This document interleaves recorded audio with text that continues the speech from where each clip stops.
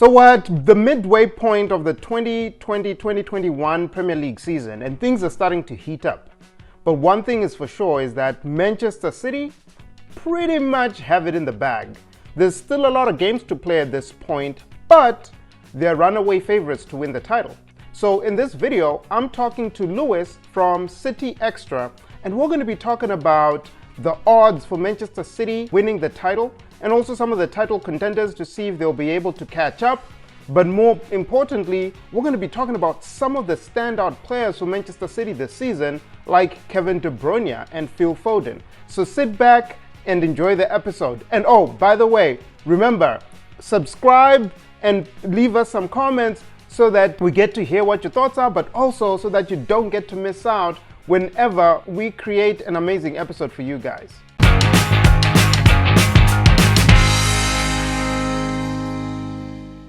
Welcome to another episode of Pitchside TV. Today I am with Lewis from City Extra, and we're going to be talking about all things Manchester City. And Lewis is a season ticket holder, and they're running the social media accounts, City Extra. So it's really going to be a good conversation. Welcome, Lewis. It's a pleasure to have you here today.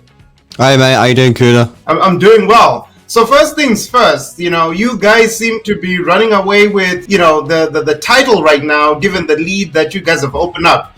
Do you think City have what it takes to take it all the way this season? Yeah, I do actually, and we're already a number of points ahead in the league, and to be honest, it just seems like we're getting stronger and stronger with every game that goes on. You know what I mean? We got Kevin De Bruyne coming back into the side, Aguero coming back into the side. Ake is now back in first team. Well, he's back in training. He'll be back in full first team training, I assume, within the next week or so. And we're in all four competitions, including one final already. So, yeah, it's looking like a really good season for City, and I see us only getting stronger from here. That's really good, and I think yesterday Liverpool lost to Everton, which was a big surprise, and it's not like last season where they were the ones who were kind of like running away with everything. So what's your take on Liverpool's demise this season? Well, I think it's a number of things, to be honest. For me, I don't think they've signed enough squad players, and if you look at the squad players that they have, they're just simply not good enough. I think there's a massive question mark for me over Firmino. I speak to a lot of Liverpool fans about Firmino, and they all seem to love him, but at the end of the day, if he was my first team striker at City, I'd want him replaced. Simple as that, and I think that tells you a lot. I think Klopp has got it completely wrong as well with the injury situation. With Van Dijk going out, he's messed about with the defence far too much. He's put Henderson, Fabinho back in there. In my opinion, I think that was the wrong move, because not only then has he got a makeshift defence, he's also got a makeshift midfield. Whereas me personally, I think he should have just stuck with his normal midfield, stuck with his normal attack, and then just played some of the academy players in defence and just had one row of the team slightly vulnerable rather than two. So I think it's just a combination of things, and in a season like we've got, and that combination just means that they're just nowhere near up to the standard that they need to be. Yeah. And it's quite interesting how the season has unfolded. At the beginning of the season, I thought that it was going to be close between you guys and Liverpool, but now it's like United and City. So it's now really deciding where in Manchester is the title going to land. But I think given the way things are going, I think the Etihad is the most likely destination, but we'll see. Time will tell. And again, you're in all competitions, so this could be a season to remember for the citizens. Yeah. Well, I don't actually think United are proper title contenders. I'm not just saying that as a dig. I actually genuinely just don't think they are.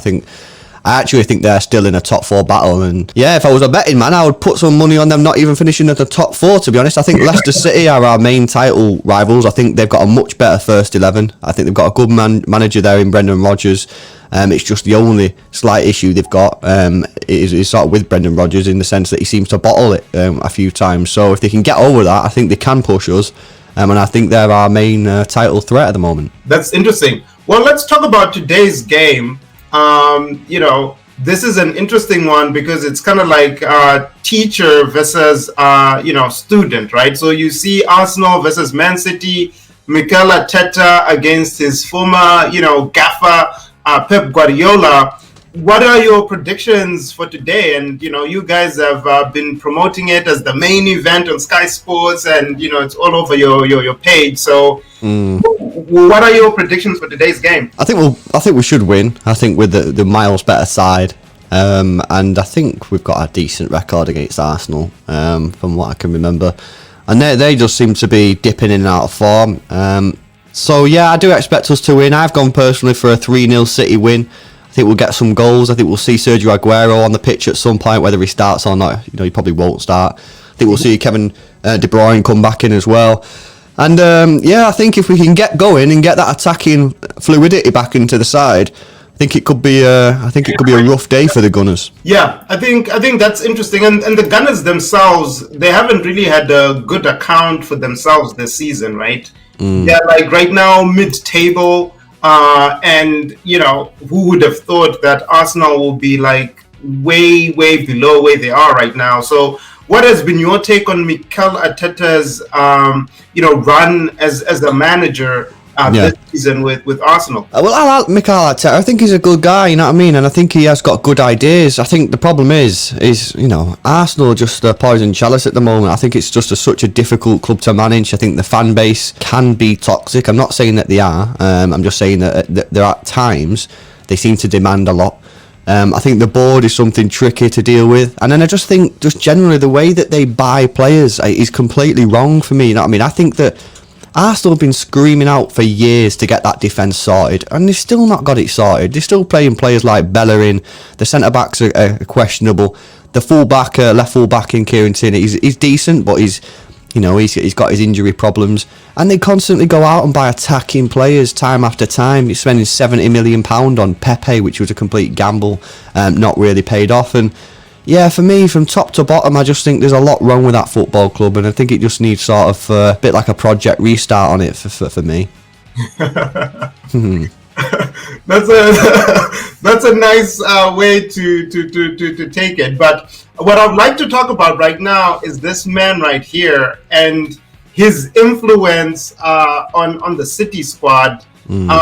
Share a little bit about your thoughts about Kevin. I think he's the best midfielder in the world, in my opinion. I genuinely do believe that. And despite that, you've still got some City fans right now saying that does he walk straight back into this team? And we were discussing that in our preview video, because we're on such a good run now. Obviously, he did take part in a lot of those games before he got his unfortunate injury. But the last couple of weeks, we've been awesome, you know what I mean? And we've not really missed him. And I think it's just good for the whole squad that we've got this competition at the moment. However, at the end of the day, he is the best midfielder. It definitely in the league, whether you think it's in the world or not. I personally do anyway. For me, he has to come back into the squad. He's so good. He gets you goals, he gets you assists, and he brings a little bit of character as well, which sometimes the team lacks. And I think especially if you're going through like a bit of a rough period during a game, I think he's one player that you definitely want on the football pitch. And I think if as well, not in the Premier League, I think in the Champions League, I think he's going to be absolutely crucial. So there could be an argument to leave him out today, maybe give him some minutes, from the substitutes bench, and then start him against Gladbach in midweek, which is going to be a massive game. I think Kevin De Bruyne is probably the most versatile midfielder, I think, in the world.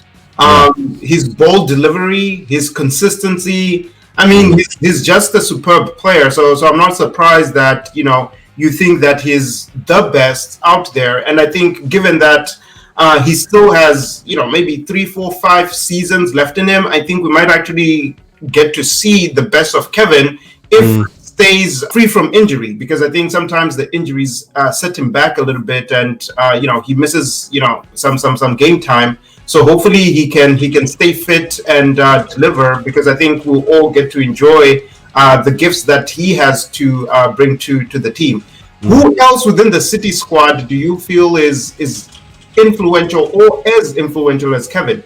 As influential as Kevin, I'd probably say Ederson is probably one of the most influential players in our side. I think if you take him out of the team, as good as Zach Steffen is, I think Ederson for me is the best goalkeeper in the world when the ball comes to his feet. I don't think there's anyone that comes close. I don't think Alisson, as we've seen Alisson, I mean, you only have to look at what he did against City to see that he's not in the same ballpark when it comes to football and ability. I think you've taken him out of the team, a lot of our rhythm goes. And, you know, that's not saying Zach Steffen isn't a good goalkeeper. He is. It's just Ederson with the ball at his feet. I mean, again, you saw what he did against the Tottenham when he got an assist. I mean, he gets assists, you know, 1 or 2 a season. You know, that's not right. That's not normal for a goalkeeper, but that's what he brings to the side. He brings an air of composure to the side. And a little bit for the fans at times, you know, you can worry, you know, when he's passing balls and, you know, you're hanging on to a lead and he's passing it out from the back. But he's got the confidence and he has this just calmness to his game. And yeah, I think for me, he's probably our second most influential player. And some could argue that he's the most influential in the team because at the end of the day, the attacks start from the back and he's the one who starts them. Yep. What about Raheem Sterling? What are your thoughts about his influence to the game and to the squad for City? Well, Raheem Sterling's an interesting one because when he's on his game, he's fantastic. One of the best wingers in world football. But yeah, sometimes he can drift out of games, and when he does do that, he can be really like not influential at all, and almost a bit of a burden on the side. But you know, I think in the last couple of games, you've seen that he's coming back to his best now. There was a bit of a period where he wasn't great. I think Pep doesn't help that sometimes when he starts him up top. You know, beginning of the season, he was playing Sterling as a striker, which is just probably the worst position on the pitch to start Sterling, in my opinion. And I think that really sort of knocked his confidence because he wasn't getting the best out of about the Sterling. But in recent weeks, he's been getting back to his best. You know, I think he was influential in the Liverpool win. You know, other wins recently at Spurs, he did well. So, yeah, when he's on his game, he's one of the best wingers in world football. Yeah, I like Sterling, and, you know, he has his moment, but he needs that little bit of consistency, in my opinion, to really then reach the levels that he has reached. And one player that I'm particularly excited about for you guys, and who might actually be the future for City in the next few seasons, is this guy right here, Phil Foden. What are your thoughts about Phil and, you know, his potential impact to the City cause? Yeah, well, I think he's absolutely massive. It's quite cool, actually, because I saw him play in the academy when he was in the academy side, so it's nice to see his progression and his growth over the last couple of years. And I think Pep, you know, massive credit to Pep Guardiola, who's managed him, you know, wonderfully well. I think the best the best credit you can give him and the best praise you can give him is that he's not, you know, we're not looking in a few years. We're looking right now. You know, he's on the team sheet for me every game. I know obviously Pep will manage him correctly. He might rest him here and there, but if you only have to look back at the last month and have a look at the games that Phil Foden started, and more importantly, the ones that he didn't. Pep Guardiola was resting Phil Foden for the lesser games to make sure he plays in the bigger games. He played against Liverpool, he played against Tottenham, and there were some games in there that, you know, against lesser sides that Phil Foden was rested in. And I think that tells you all you need to know about how Pep Guardiola rates Phil Foden, and who are we to disagree with Pep Guardiola, you know what I mean? That's totally true. I think he's an exciting prospect for Manchester City, and I think he could also reach great levels for England, and time will only tell, right? Now, I'm gonna share with you a little bit about my experience at the Etihad, because I actually got a chance to come to the Etihad, and I got to experience the Tunnel Club. You're familiar with the Tunnel Club? That's at the stadium. So I had an interesting Tunnel Club experience. It was Chelsea versus Manchester City. It was the season when Lampard was manager, his first season as manager, and they came to City. I think N'Golo Kante scored the first goal, and then you guys came from behind and won that game 2-1. So let me just share some of my pictures from that experience, and we'll talk a little bit about the Etihad and that part of the stadium, the Tunnel Club, and how that's truly innovative in my perspective versus other club experiences out there. So when I got to get to the Etihad, you know, we got to do like a whole tour of the stadium. And what's your favorite part about the stadium? And your season ticket holder, so which part do you guys sit at? Well, we've moved around a lot, to be honest, and we've sat. I personally have sat in every part of the stadium. We initially, our first season ticket was in the Colin Bell stand, lower tier. So that would be it was to the right of where the Tunnel Club is. We then moved to the south stand, lower tier, and now we're in the third tier, east side, first row, which is decent. Yeah, I mean, what's the best part of the stadium? Yeah, I don't know, a bit of a tricky one, that, to be honest. They could do with a couple of lifts, to be honest. You know what I mean? You try to get out of the stadium on that, on the third tier, it's a bit of an effort, but it's a decent stadium. You know what I mean? Is it the best football stadium? Footballing wise, no, it's not. I think you got to look at teams and stadiums where the fans are closer to the pitch. I think that massively helps teams and helps generate the atmosphere. But I think the Etihad gets a unfair criticism. I think given the type of stadium that it is, it's more of an arena. I think actually some of the noise that can be generated in there is actually really, really good. And you know, I think if you compare the noise that comes from the Etihad to other footballing arenas rather than football stadiums, which are different things, I think the Etihad is decent and a decent place to be. Yeah, and while I was there, I got to bump into this guy. You know who that is? Oh, that's the GOAT, mate. Yeah, so he was actually sitting right next to me in the Tunnel Club, and we got to talk, and you know, he had a lot of obviously, you know, thoughts and opinions about the current City club, team members, but you know, definitely a club legend, so to say. So it was really good to meet him, and I also got to bump into other opposition players as well while I was there, which obviously we won't share here. But this was the best part for me. In the last 2 seasons, ladies and gentlemen, Manchester City!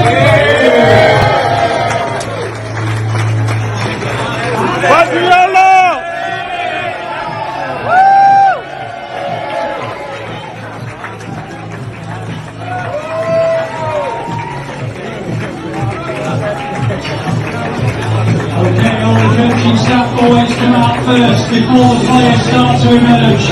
Just a little bit later. Right, get the coaching staff to go through now.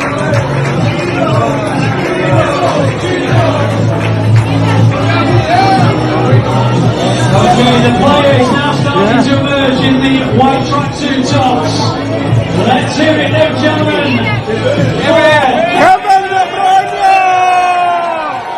So clearly you can see I was excited to see Kevin De Bruyne. Yeah. You know, the Tunnel Club experience is once in a lifetime, right? And, you know, final balls, because we have the licensing agreement with Man City, you know, we're able to have like an amazing experience there and kind of like really be up and close with the players. And, you know, it's I think I've been to a few Premier League teams and, you know, some of their hospitality packages. I think right now the Manchester City one is probably up there. I haven't been to the Tottenham Stadium, the new one yet, to kind of like experience how that one is. But I was pleasantly pleased, and you know, like I said, just being up and close, and just to even just have one of the players kind of like, you know, say hi to you. It's a once in a lifetime opportunity for soccer fans. So I think you know, it's really up there in terms of experience, and I really enjoyed it. And which of our signables, right? We have the entire signables collection from Kevin De Bruyne. We even have Gabriel Jesus, Raheem Sterling, and a few others. Which one is your favorite? I think Kevin De Bruyne would be pretty cool. Yeah, I think to have that on my desk would be nice. Yeah, so likewise for me, you know, the Kevin De Bruyne signable is my favorite. From a City player perspective, it's actually a top seller. So we really see that he's a fan favorite. And with that, I wish you guys a good game today against Arsenal. Thank you, Kuda. My prediction, I think it'll be 3-0 Man City. 2 goals in the first half and then 1 in the second half. What's your prediction? I've actually also gone 3-0. I've not really thought too much about when the goals will come or who will score, but it would be nice if Sergio Aguero can get on the pitch, and if he can get a goal, that would be awesome. But I've gone 3-0 as well, Kuda. Cool. All right, so let's see what happens today with the game, and thank you so much for joining Pitchside TV and doing this episode with us. Yeah, no, I've enjoyed it. Thanks a lot.